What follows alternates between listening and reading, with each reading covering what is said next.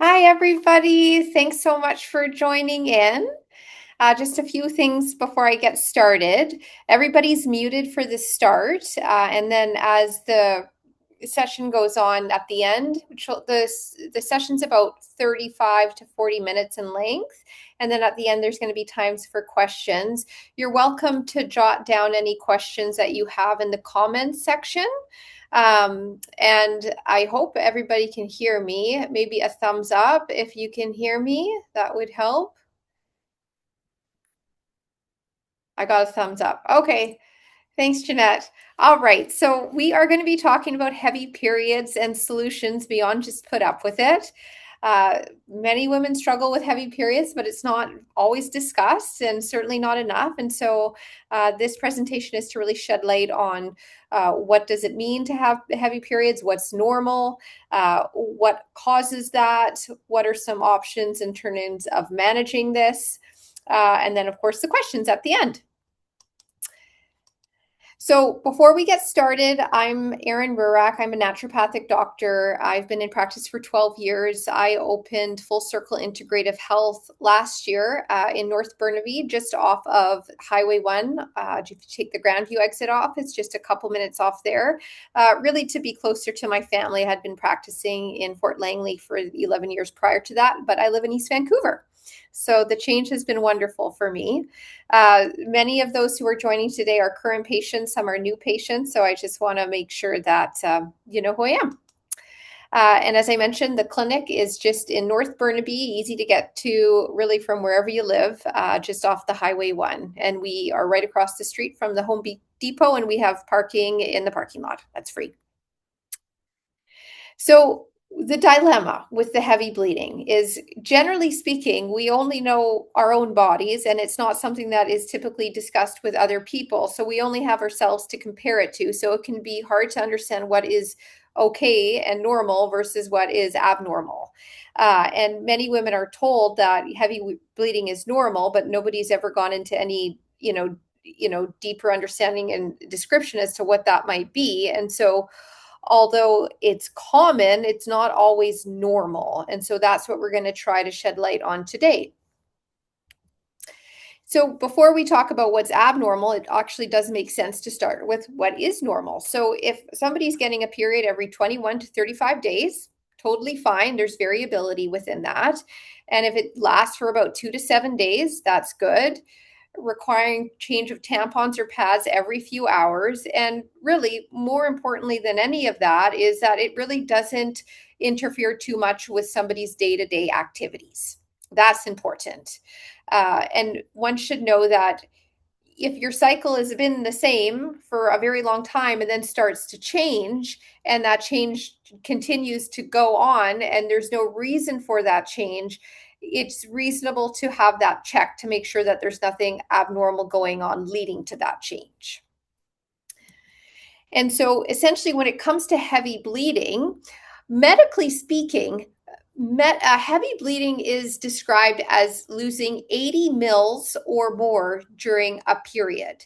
And so 80 mils is about equivalent to 1/3 of a cup. And so some women might experience that by soaking their tampons or pads every 1 to 2 hours, passing large clots, needing to get up at night to change a pad. And just as I mentioned before, if it starts to affect one's work or social activities, exercise, and how they feel with their energy, then to me, that's enough to consider it heavy bleeding, even if it's less than 80 mils. So the amount that one loses is not always the most important factor. It's how that period is affecting one's quality of life and how one goes about the day to day. And the other factor that plays a role into how we decide what is too heavy versus what is okay is what the blood work is showing in terms of blood levels and iron status and so forth. And so prevalence of heavy bleeding, it is extremely common. So 20% of women struggle with heavy menstrual bleeding. And this becomes even more common for women who are in early adolescence as well as in perimenopause. So when the ovaries are first starting to gain activity in early adolescence, and then when the ovaries are ceasing their activity in perimenopause, those kind of two ends of the spectrum are when the ovaries tend to produce hormone with far more fluctuations. And that fluctuating hormone is what can sometimes build up the lining of the endometrium more so than what women may experience in their 30s or late 20s and so forth. And so this kind of goes back to what I had mentioned, that heavy menstrual bleeding is defined not only about how much blood one loses, it's also how it impacts how you feel, how you plan your day, and how it affects your mental health too. If you're finding that you get your period and you are just struggling with your energy more so during that week than the other weeks, it might be because you're losing so much blood that you're not carrying adequate hemoglobin or iron stores enough. And so it can be a bit of a vicious cycle over time. If bleeding, it keeps going and it's heavy, and it then starts to spill over in terms of how you exercise. If your energy is low and then you don't eat well, and you might not be able to focus, it can then start to affect your work. And so it really can have an impact on many different facets of one's life in terms of how they feel, but also what happens with, one's blood work too. This slide highlights the changes, as I mentioned just briefly, as to the changes that happens with hormones over the reproductive years. So when the ovaries start their activity, so that's in and around the first menstrual period, which is around the age of 12 plus or minus a couple years, it starts with, typically a bit bumpy. And so it's not just like a nice, here goes the ovaries and we're going to work well right from the get-go. It can be a bumpy start, which for many women, as they get their period developing, can lead to inconsistent ovulations. With the hormones still maturing, women who are younger in their adolescence typically get these surges of estrogen that are really high, which then causes the lining of the uterus to build up, which then causes a heavy period. And it can take several years for those ovaries to just kind of balance out in early adolescence. And then interestingly, we see the exact the mirror image of that happen with perimenopause. The ovaries typically don't come to a screeching halt after working perfectly well. It's usually, it's like a slow boom, boom, boom, and it can be extremely bumpy. And then when it comes to hormones, these hormones typically vary quite a bit in perimenopause, but largely what happens is the ovaries make two main hormones, your estrogen and your progesterone. Progesterone, when it's present, prevents the lining of the uterus building up too much so that the periods aren't heavy. In perimenopause, often progesterone falls before the estrogen, and then women get these heavy linings because their progesterone's not high enough, which causes a heavy bleed. And then if we compare that to the early adolescence, usually it's these soaring levels of estrogen that get made, that the progesterone might be fine, but it's too much estrogen that leads to the thickening of the cycle. So it's really mirror images for young adolescent women, and then also women who are transitioning into menopause. And so it becomes very challenging at certain times of life, especially in perimenopause, because it's normal to have some change to how the cycle is. And so the cycles become more inconsistent in terms of when they come and so forth. And it can be very difficult to understand, well, what is secondary to perimenopause versus what is secondary to something else. And how I would approach that is, I think that if you have noticed any major changes to your periods and it's lasted greater than 3 months, then it's reasonable to go seek some help with a provider to guide you on what could be going on and to rule out some other possible causes other than hormonal fluctuations. We'll talk about some of those other causes in a few slides down the road. And of course, factors that, let's say that you're starting to spot in between periods, or if you are spotting after intercourse, or of course, if you have been menopausal, if you haven't had a period for, let's say, 12 months, and then you start to spot out of the blue, well, all of those things will require some type of more diagnostic intervention, usually an endovaginal assessment within ultrasound, a transvaginal ultrasound. So what I'm trying to say here is don't assume that all heavy bleeding is okay, and don't try to just go with it and assume it's fine. If it keeps on going and you don't know what's going on, definitely try to seek some help regarding that. And so, what are some of the common causes that lead to heavy menstrual bleeding? We can kind of globally break this up into two main groups. One is structural causes. So, those are factors happening within the organ of the uterus. And then the other reason why heavy bleeding can sometimes happen is for causes outside of the uterus. So, what's happening within our blood and what we're taking in terms of our medications and so forth. So if we look at structural causes here, fibroids are very common. So this is not cancer. Fibroids are benign, so healthy tissue growth within the uterus, and they tend to bleed. They are common at any time in life, in reproductive life. They typically shrink in menopause when there's no hormone or very little of it, and they typically grow in the presence of a hormone. And so that can be a major cause of bleeding for women who are still within their reproductive age span. Adenomyosis is essentially the inner lining tissue getting into the muscle layer of the uterus. And this can be a real issue for women. I see it a lot for women who are perimenopausal, who are struggling with heavy bleeding that is not just monthly, but all throughout the month. And it can lead to significant blood loss. And that one can be really tricky to manage, especially, just holistically. It often requires some type of medication to manage. And then there can be these little polyps either inside the uterus, and sometimes they can come you can see it on a speculum exam. Some of them, they'll just be right outside the cervix, and those can bleed as well. They don't typically cause too much heavy bleeding, but it's more spotting. And then one thing that's not listed on this figure that we should all be aware of, knowing that it's not common to happen, it's uncommon, but it can happen, is cancer in the uterus.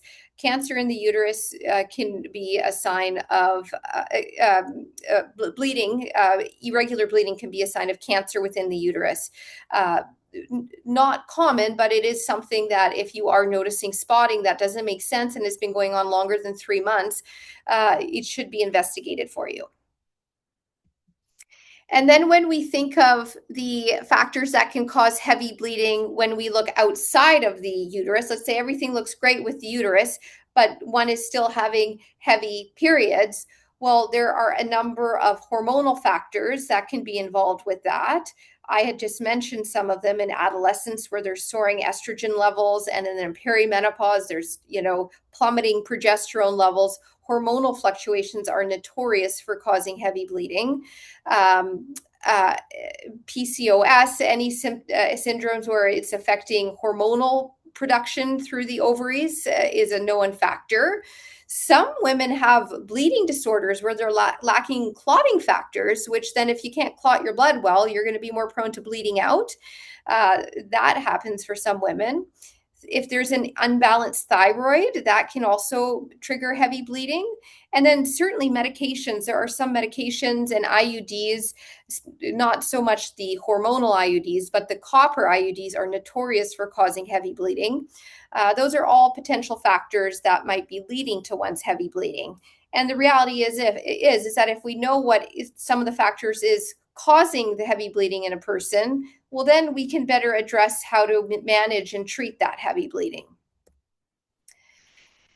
And so how do we identify that cause? Well, you could have a group of women in a room and they all have heavy bleeding, but they could all have heavy bleeding because of a different reason. And so it's important, in my opinion, to understand that reason to address that person's health as accurately as possible. So, of course, we need to know what's happening with their menstrual history and their health history in general.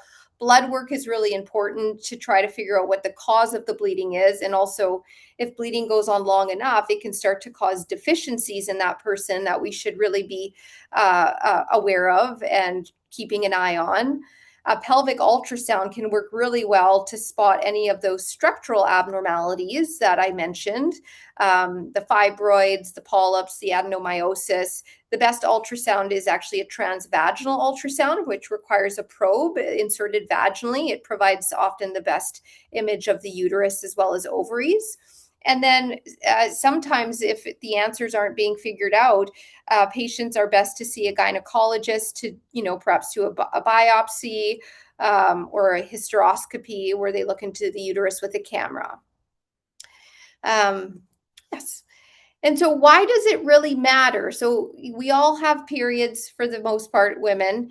Why does it matter if some women have heavy bleeding?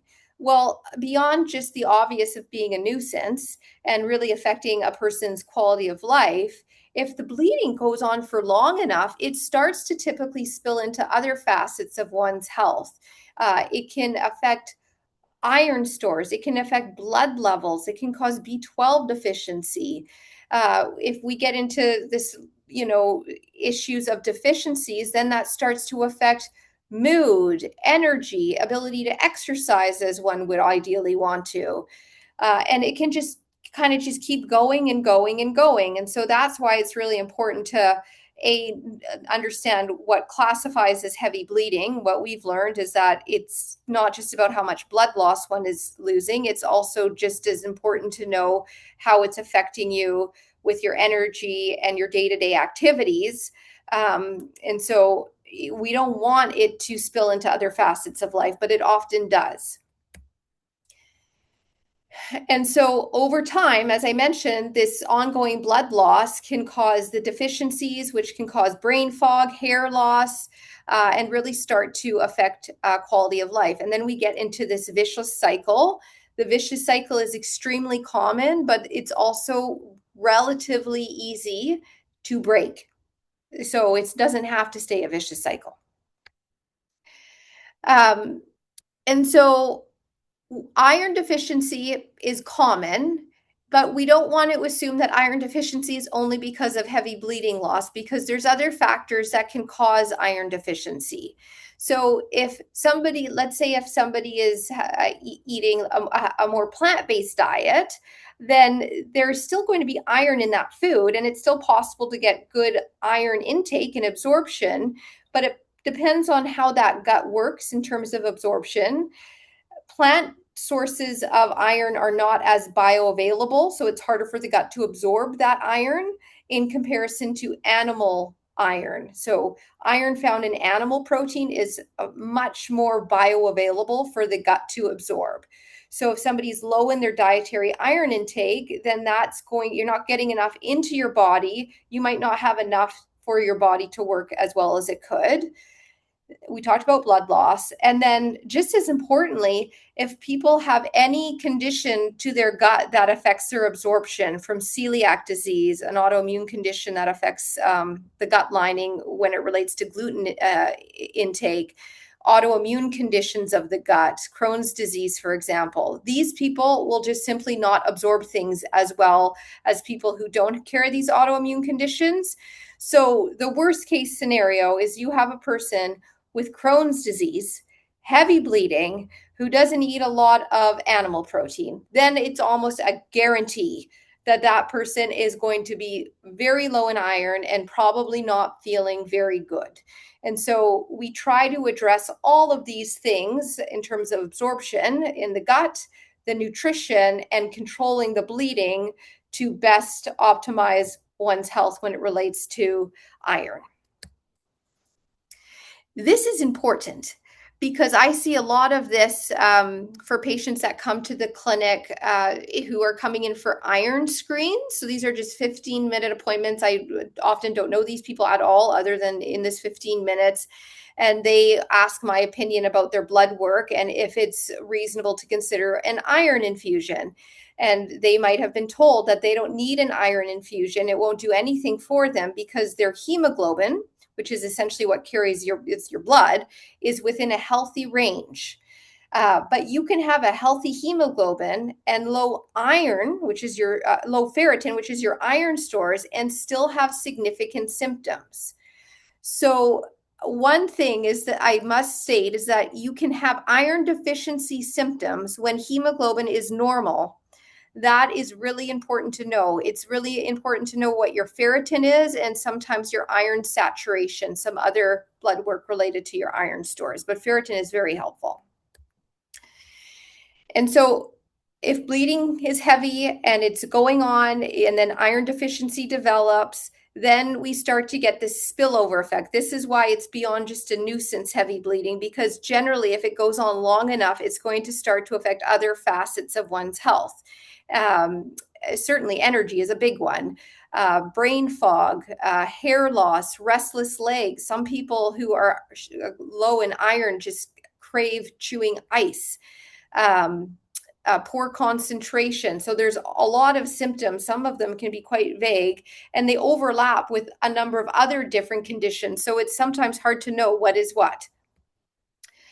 So if we go back to the ferritin, so what is ferritin? Ferritin is a protein that helps store your iron in your body. You can think of it a bit like if you're thinking about money, if you have a savings account, that's essentially equivalent to your ferritin. And so let's say that you have a really heavy bleed and you lose a lot of iron and blood. You're going to have to take some of that iron from your ferritin to make up for the blood loss. So essentially, it's like if you go on a spending spree and you max out your checkings, you're going to have to take some away from your savings to make up with that.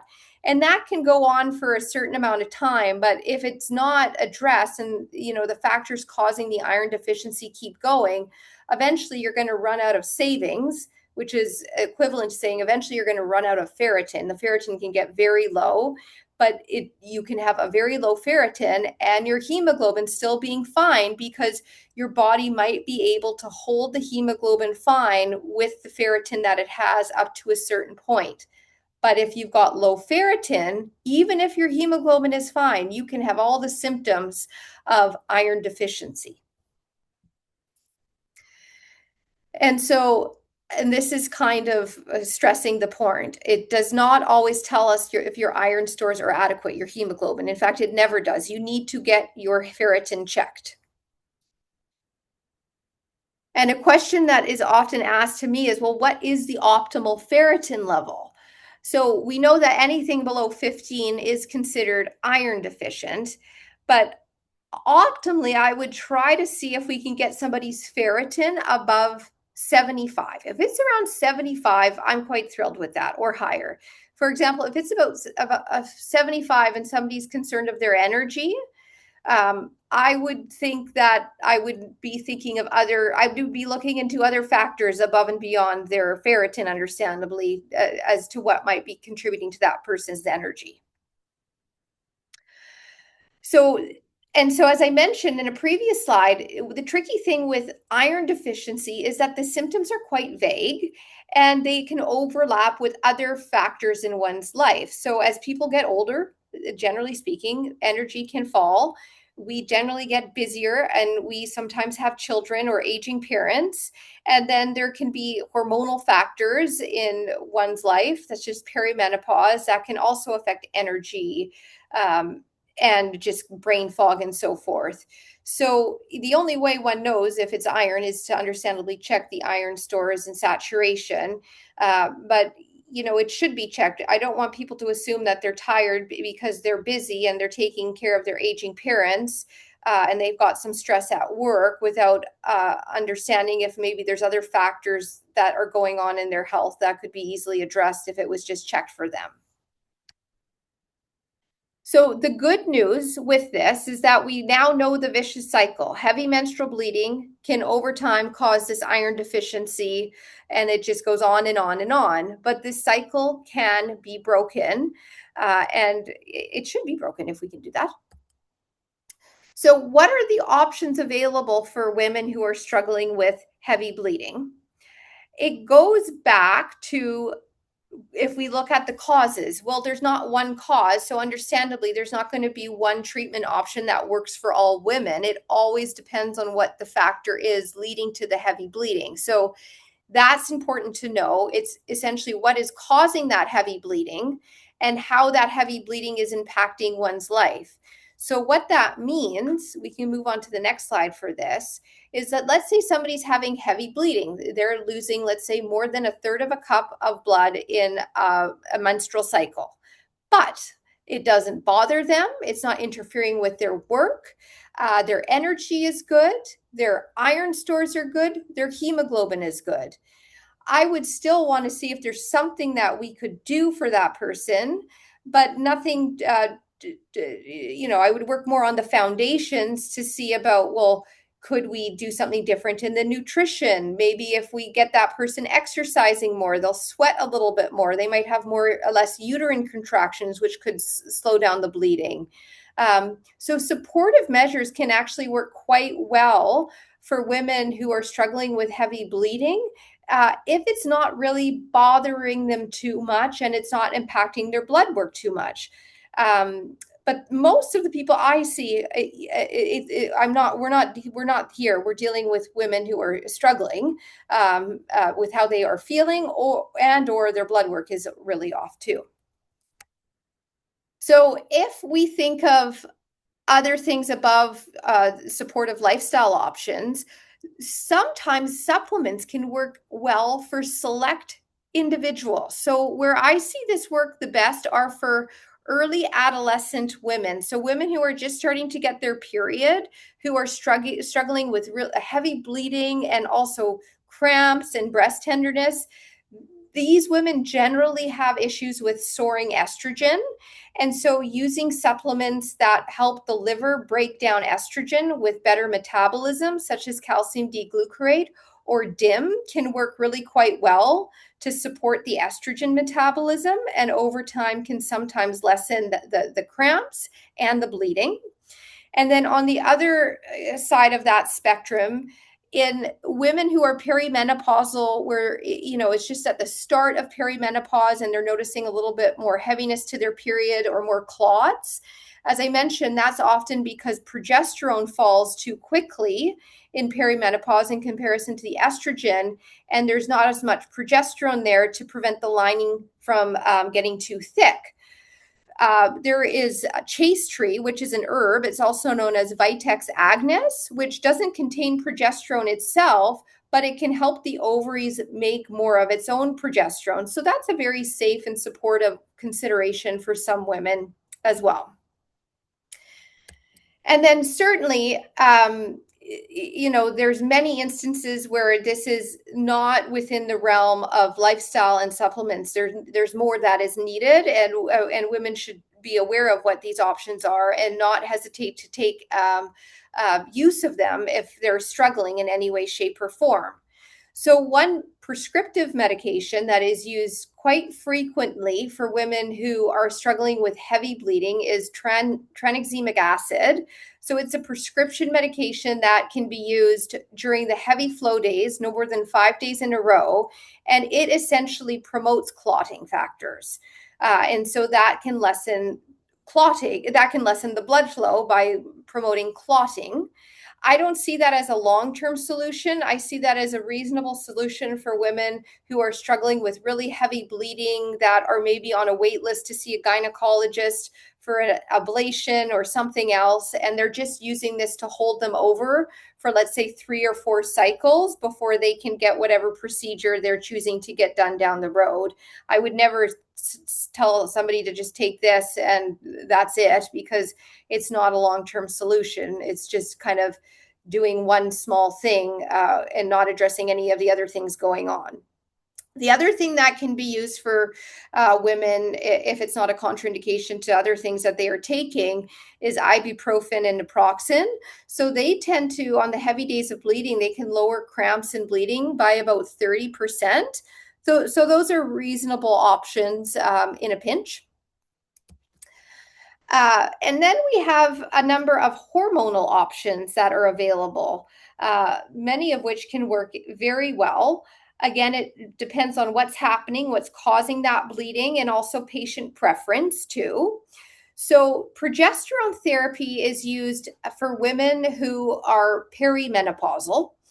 And it can be helpful for bleeding because, as I mentioned, it's often progesterone that's falling quite rapidly in perimenopause, which then leads to the thicker lining of the uterus.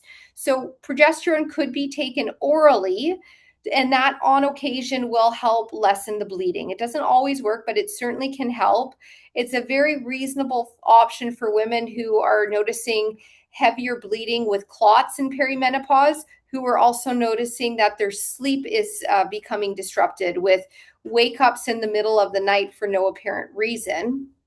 Progesterone happens to be a very relaxing hormone, so as it falls in perimenopause, taking it before bed can sometimes help with sleep and on occasion also help lessen bleeding during the period. Oral contraceptives, so essentially that's birth control, can be used as well. And so how birth control works is, first of all, I should say there's many different birth controls, and what women use in their adolescence and early 20s is different from what women use in their late 40s. Depending on it, there's much less hormone in the late 40 groups than is in the early adolescent groups. And so how oral contraceptive works is that you take a pill, and within that pill, there's typically a combination of a synthetic estrogen and progesterone. You swallow it, and it suppresses the ovaries. So the ovaries aren't making much of their own estrogen anymore or progesterone, and it substitutes it with the synthetic hormones found within that pill.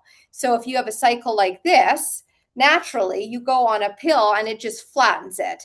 So for women, who are struggling with heavy bleeding, if you don't have a cycle, you're not going to have any flux of estrogen or progesterone or downwards to cause any lining to thicken. So it's used a lot, especially conventionally.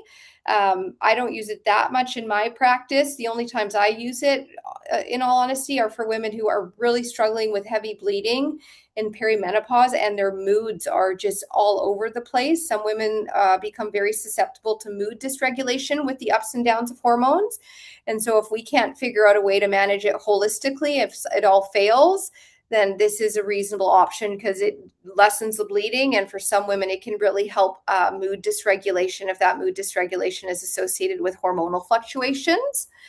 But it works by a suppression and substitution. So you suppress the ovaries and you substitute it with whatever's in that pill. Then the hormonal IUD, that works differently. So this slide kind of goes over what a hormonal IUD does. So unlike birth control, it does not suppress the ovaries. So what it does is, this is the IUD. It goes into this. So this is the uterus. I don't know if you can see my little marker, but I'm just pretending you are. And the ovaries are the two kind of ball things on the side. The IUD is that white thing in the middle of the uterus. And what it does, we're talking progesterone IUDs here, is it gives off progesterone locally into the uterus. So as I mentioned, progesterone lessens the risk of the lining of the uterus thickening. So if you put an IUD in the uterus and it gives off progesterone locally into the uterus, it will almost always lessen one's bleeding. It works extremely well. And what's quite nice about an IUD is that it doesn't interfere with the hormonal cycles. So the hormonal cycles are just going to do whatever they're going to do. And this prevents the lining of the uterus to get thickened. For preventing pregnancy, they're good up to about 8 years. Some would say 10 years. I wouldn't risk the 2 years in between. I would change it before that. But for endometrial protection, if you're using it with menopausal hormone therapy, it lasts for about 5 years. And so if none of those things are working for a person, then of course the more invasive strategies, which understandably are sometimes needed, is an ablation of the lining of the uterus. So that's when they essentially ablate it off, and that works to get rid of bleeding completely, really, for 70% of women. So it works very well. And then the other consideration is certainly a hysterectomy. I mean, from my perspective, if we can leave this earth with the same amount of organs that we came into it with, that's always ideal and optimal. But there could certainly be situations where it's best to have a hysterectomy. And I see that as definitely it's helped some of my patients immensely in my practice. So with hysterectomies nowadays, they take out the uterus, the cervix, the fallopian tubes, but they leave the ovaries. So if you have a hysterectomy, you don't go into menopause right away because your ovaries are still there and they make the hub of the hormone for you. With a hysterectomy, because you don't have a uterus, you don't have a cervix, it gets rid of any risk of developing uterus or uterine or cervical cancer. And they also remove the fallopian tubes, which are the tubes that go to the ovaries. 70% of ovarian cancers actually develop in the fallopian tube. So if they're removed, it lessens the risk of ovarian cancer by 70%. So women should be aware of that too, because I don't think very many people are. And essentially, if we go back here, so if we think about helping with the bleeding, we've talked about all the different options, from lifestyle to supplementations to non-hormonal strategies to hormonal strategies. Now we go over to talking about the other half of the vicious cycle, which is the iron deficiency that often accompanies these heavy bleeds. So the reality is that you have to replete the iron. Even if you correct the bleeding factor, you need to correct the iron too. And so it can sometimes, if the iron stores are pretty good, we can work with nutrition to do that slowly over time, especially if somebody's feeling pretty good. Oral iron is always an option for people to try, not those who have any autoimmune conditions to their gut, because they just won't absorb it.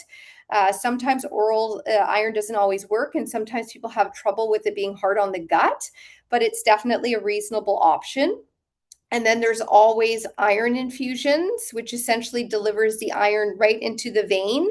And so it bypasses the gut. And, if your ferritin is 15 and then you get an iron infusion of 1,000 milligrams of iron, your ferritin will be usually, over 100 with that one infusion. So that works very well for people that are low in iron and who are symptomatic.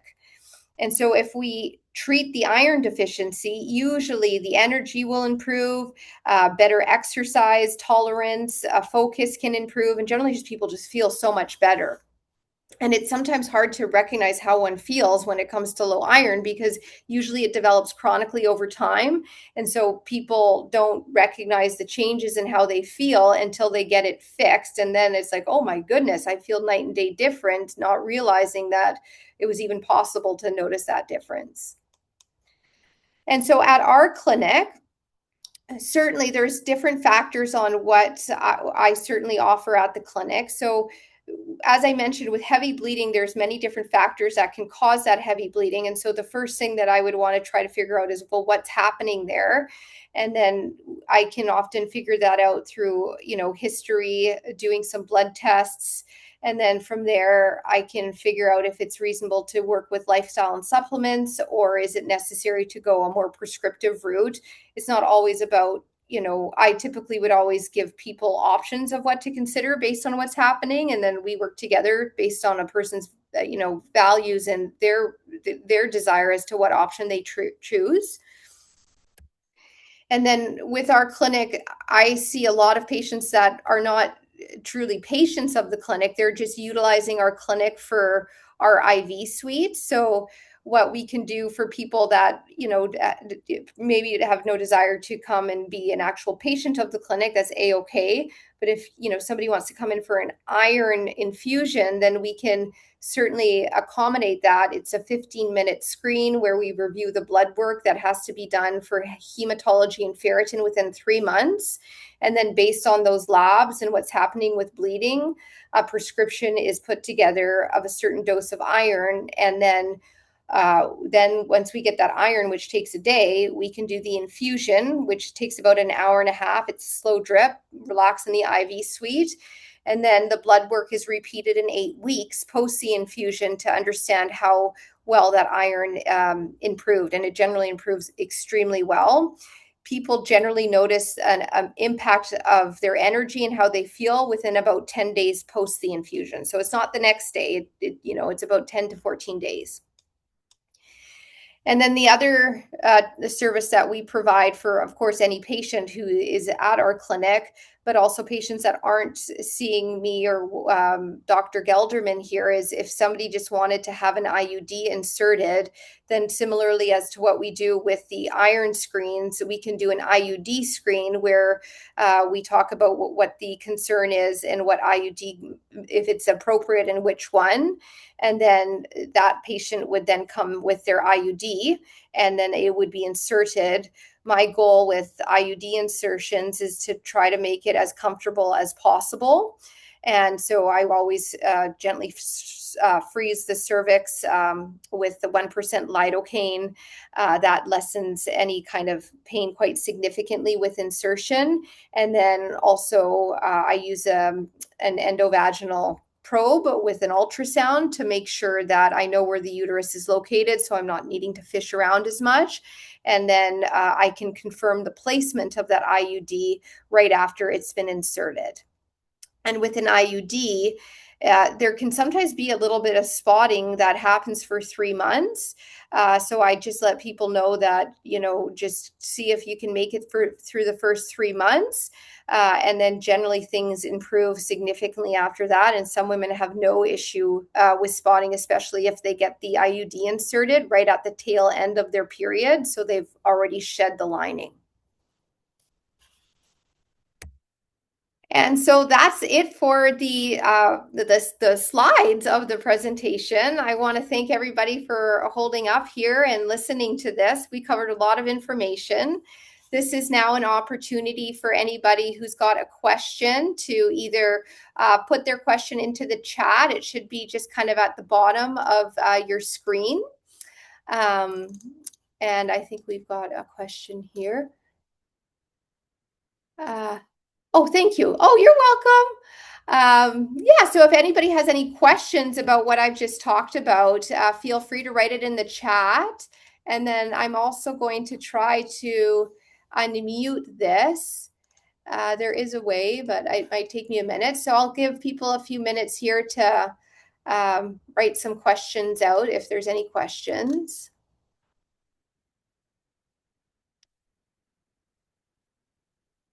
So I've also given you the ability to talk now, so you're not unmuted unless you want to be muted.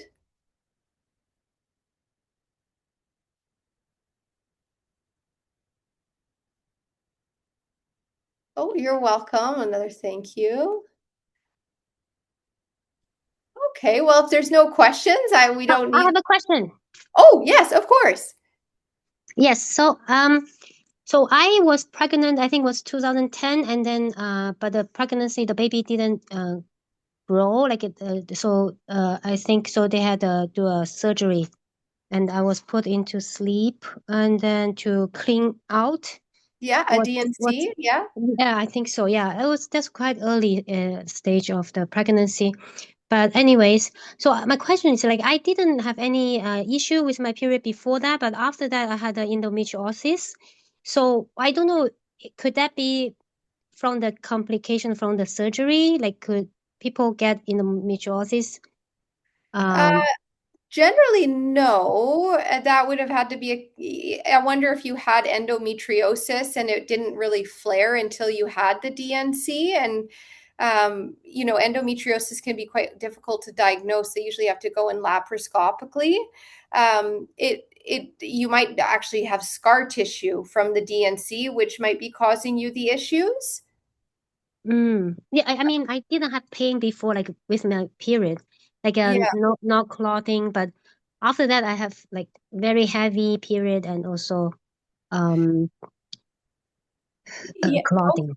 Yeah, so it could be a coincidence that you had the DNC and then as your body got a little bit older that your hormones started to change and now you might have heavier periods. It might not be associated, or you may have scar tissue that could be causing this cramping and heavier clotty bleeding.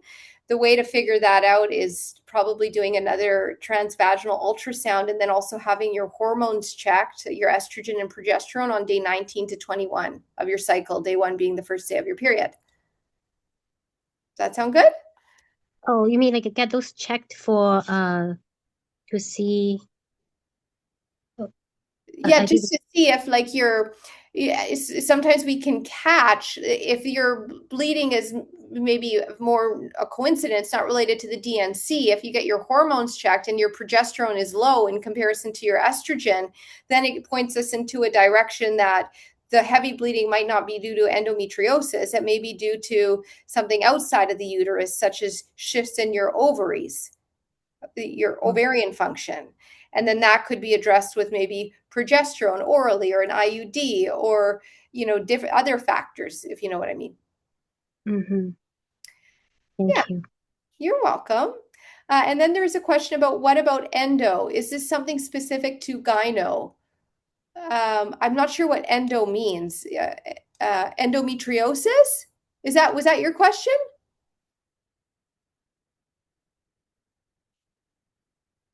Oh, yes. Okay, I think I answered that question. Um, Okay, well, if there's no more questions, then I think we can call it a night. Thanks, everyone. If you do have a question that comes to mind after I hang up, then you can always email the clinic. Oh, you're welcome, everybody. It was really fun doing this, and I'll try to get this out as a recording if anybody's missed it. Bye-bye. Thank you.